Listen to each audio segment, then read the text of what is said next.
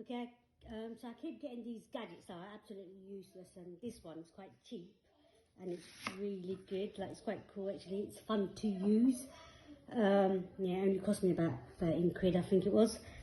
So anyway, so roughly just oops, got to put the thing in. There's that chopper thing. Okay, let me show you. Just roughly chop some onions anyhow.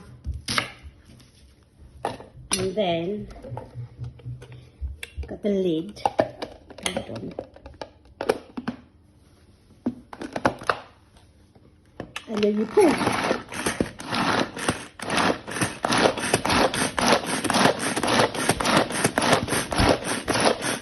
as you can see, it's mincing. You see, it's mincing the onions. It's quite quick. It'll take you like, I don't know, a couple of minutes.